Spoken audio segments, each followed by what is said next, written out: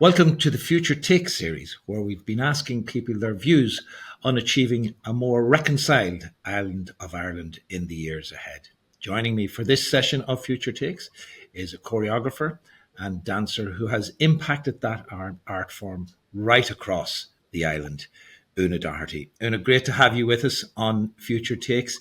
Let's go just get a little bit of the biography into place here. You moved from London to Belfast when you were 10 years old. Yeah, 1996. Yeah, North London, White Hart Lane to Belfast. My mummy and daddy are from Belfast, and then I went to St Louise's Comprehensive College on the Falls Road there and did my studying there before I went back to London to do dance. I think when we first moved, I really felt like I was a Londoner. But then I grew up in Belfast, though. But I still today, if I went to a pub in the town, people would say, "Where are you from?" In England. So I've stayed floating in the sea in between, I think. How much, when you were working in the initial years, around about 2015, I suppose, is when your profession career started to kick in. How much did you look at things on an all island basis when you were looking for work? Yeah, I think all the dancers do. I was based close to Bangor, close to Belfast. I was also dancing occasionally with Echo Echo Dance Company in Derry. But the pinnacle of the year is May at the Dublin Dance Festival, where all the dance companies are there, plus international creators are there. There's the Galway International Festival, there's stuff in Cork, and yeah, one gig in Belfast once a year is not enough to survive. You get the bus, you go down to Galway, you go to Dublin, you go to Cork, you do a residency in Limerick. It's always been all Ireland because there's not so many venues and festivals specific for dance. Then you go up and down the country, absolutely. Is there much traffic in the opposite direction? People go to Dublin and they don't go out the other way. The audiences that you would get at the Project Arts Centre, for example, for a dance show in May or at the Dublin Fringe Festival, tend to be bigger than the ones that you would get at the MAC for a dance show. Those audience members do not come up the road to support other dance companies at the MAC. And in terms of the content and what's being expressed politically and socially, what effect does that have if you're working on an all island basis? That's a good question, and maybe a good challenging thing would be trying to bring more political shows to more bespoke areas. Like one of my dreams was always to bring my show Hard to Be Soft, the Belfast Prayer, which has a 7 meter cage, and just build it in Turf Lodge and just do the show in Turf Lodge. Like, what if the shows had the opportunity to come out of the city centre and into areas of the city that are more segregated and different? Just explain a little bit more, if you would, Una, about that show, Hard to Be Soft, and how you think it speaks directly to that experience of how difficult it is to be soft right across the island. I think Hard to Be Soft was looking at loads of examples of people being trapped in their own bodies and maybe not feeling confident enough to really be themselves, which is where aggression comes from, which is where bigotry comes from. That's where fighting comes from. It's not because of actual hate, it's because maybe they don't feel centered in themselves. And so someone else can feel very different, the other. And that's scary. And I can't talk about the history of Northern Ireland and of Belfast. I'm not even old enough to do so. Bloody hell, I came over from White Hart Lane. What do I know? I was saved from it.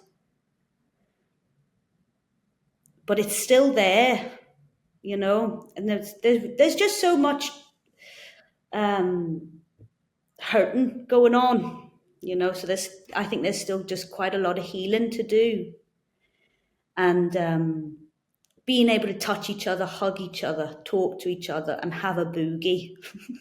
Forget that anybody's looking at you. It's okay, be yourself, which is what I mean by having a boogie, because the act of having a boogie is just the act of not caring what other people think. And that's a massive leap for so many people to do. How useful is dance in those terms, that in the non-verbal aspect of its way of expressing itself, that perhaps you can say you can be more provocative without using actual language? Yes, I mean it's the same as comedy. Maybe you can get away with saying a little bit more because it's coated with a laugh. And I think the same applies for dancing. You might be able to say a little bit more because it's only read through kinetic empathy. So you either know or you don't know. You either feel it in your body or you don't. And I have to say that I think dance comes down to very simple kind of Greek theatre of pain, of happiness, of joy, of struggle, the base of theatre, which is also just the base of human existence, which I think develops empathy and unites people rather than it separates us. How useful, Una, do you think dance is when it comes to the expression of grief and shame? I think it's very important. And I think the history of the spoken word, of storytelling, but also just the history of music and of rhythm, I mean, is so potent and so world known. I think is still very present in us and lives in us. But at some point in that history of that culture, whether it be religion or politics, the body was denied from us. And I think we might be in a new place now where maybe the church has less of a hold on education, so therefore less on a hold on culture, on the development of the art of art forms, to start to work to free ourselves out of whatever that rupture would have been when the body was taken away from us. Sexuality, queerness, non-binariness. Finally, Una, for a more reconciled Ireland, however it's constituted, what should we give and what could we gain in the years to come? I'm going to talk from my corner here, from the dance corner, and I think we should give more support wholly to the arts, whether it's painting, playwrights, books, dancing, music, whatever. I think it's one of our biggest exports that we've ever had, and we're well known around the globe for it. I don't think we should keep cutting it to pieces that we're left with artists attempting to survive. To help support artists when they're in and out of a particular project so that they can stay at home, they can pay the rent, they can continue to make homegrown art from Ireland, I think is a great experiment and idea and should be implemented across the island.